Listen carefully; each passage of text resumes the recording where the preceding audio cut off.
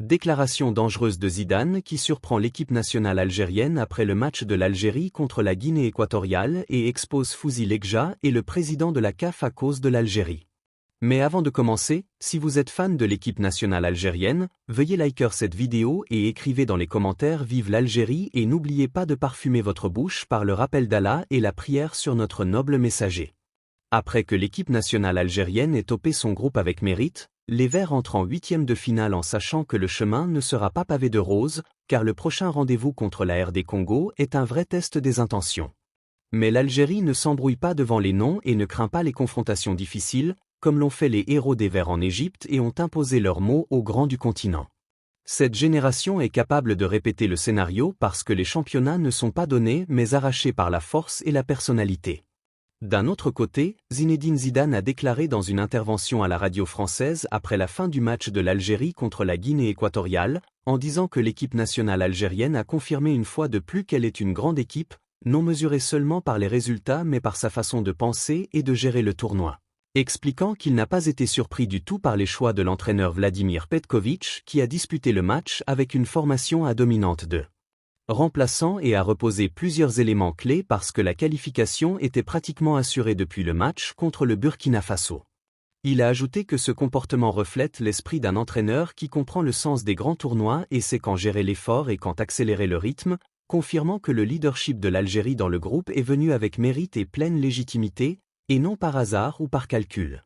Mais Zidane est passé ensuite à ce qu'il a décrit comme des affaires incompréhensibles dans le parcours du tournoi et a dit que ce qui se passe soulève beaucoup de points d'interrogation qui ne peuvent être ignorés, se demandant comment il est possible qu'une équipe qui tope son groupe avec force comme l'Algérie soit placée directement face à une équipe solide et tenace comme la RD Congo qui a récolté 7 points et s'est égalée au Sénégal. Tandis que le chemin est ouvert à une autre équipe. Pour affronter la Tanzanie, la plus faible dans le classement des troisièmes et qui s'est qualifiée avec seulement 2 points, considérant que cette contradiction flagrante ne peut être expliquée par la logique sportive seule.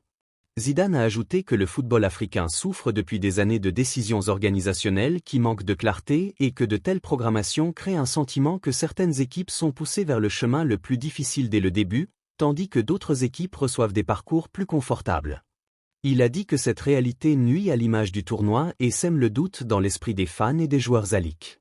Zidane a confirmé que l'Algérie n'a pas besoin de chemin facile et que son histoire témoigne qu'elle est toujours obligée d'affronter les grands défis, mais elle a le droit de questionner et de s'étonner parce que la justice sportive signifie que les opportunités doivent être proches et non aussi éloignées à ce point.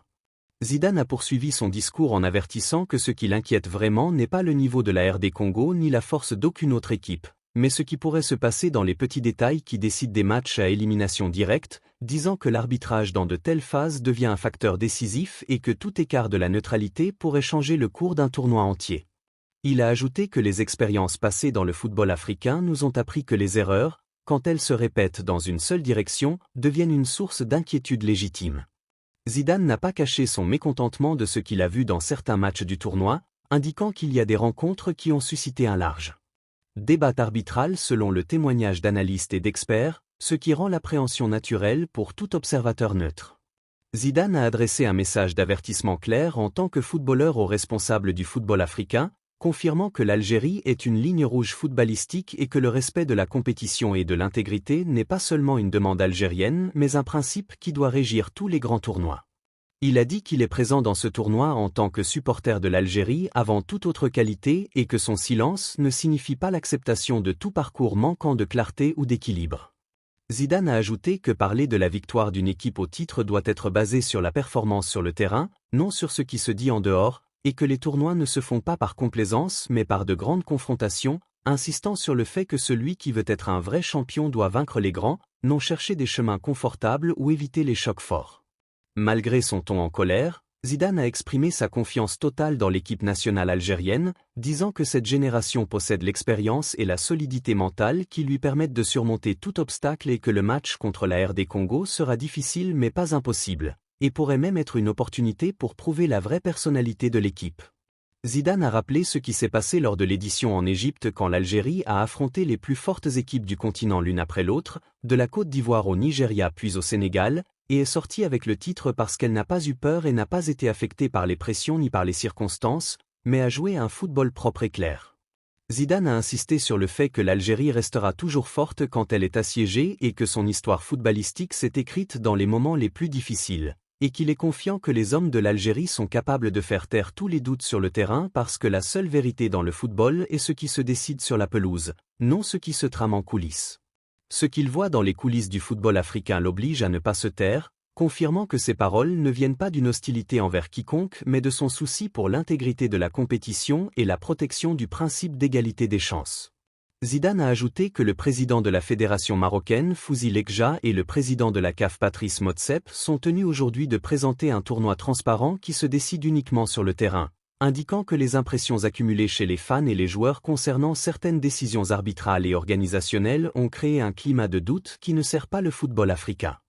Zidane a clarifié que son avertissement n'est pas une accusation directe mais un rappel responsable que tout écart de la neutralité nuira à l'image du tournoi et lui fera perdre sa crédibilité, disant que le football ne supporte plus de controverses en dehors des lignes.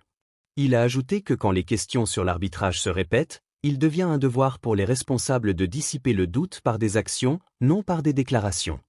Zidane a confirmé qu'il sera présent dans les tribunes lors des matchs de l'Algérie non seulement pour soutenir l'équipe nationale algérienne et son fils Lucas Zidane, mais aussi pour surveiller le déroulement des choses et confirmer que la compétition se déroule selon les règles.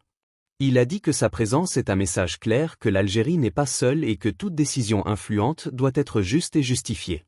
Zidane a conclu en disant que l'Algérie est capable de se protéger elle-même sur le terrain par la performance et la personnalité, mais il est convaincu que la transparence est la vraie garantie pour un tournoi digne de l'Afrique, avertissant que l'histoire n'oublie pas ceux qui protègent l'intégrité ni ceux qui y renoncent. En conclusion, la vérité constante reste que l'équipe nationale algérienne ne se mesure pas par les parcours ni par les pressions mais par ce qu'elle offre sur le terrain.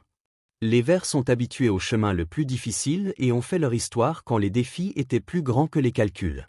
Le match contre la RD Congo n'est pas la fin du rêve mais le début d'une nouvelle preuve parce que cette génération possède la foi, la personnalité et la capacité de décider. Quand l'Algérie joue avec son esprit connu, l'impossible devient juste un mot et le passage devient un droit légitime vers les phases avancées. Et en conclusion, mes amis, priez avec moi, ô Allah, accorde à l'équipe nationale algérienne une victoire honorable et soutenue, et écrit pour elle la victoire à la Coupe d'Afrique des Nations, et guide ses joueurs et son staff technique, et fait d'eux une source de joie pour tout un peuple. Ô Allah, éloigne d'elle toutes les conspirations arbitrales, fait apparaître la vérité comme vérité, et fait que le complot de ceux qui complotent contre elle se retourne contre eux, et renvoie leur injustice sur eux, et protège-la de tout mal. N'oubliez pas de liker la vidéo et de vous abonner en soutien aux Verts et vive l'Algérie.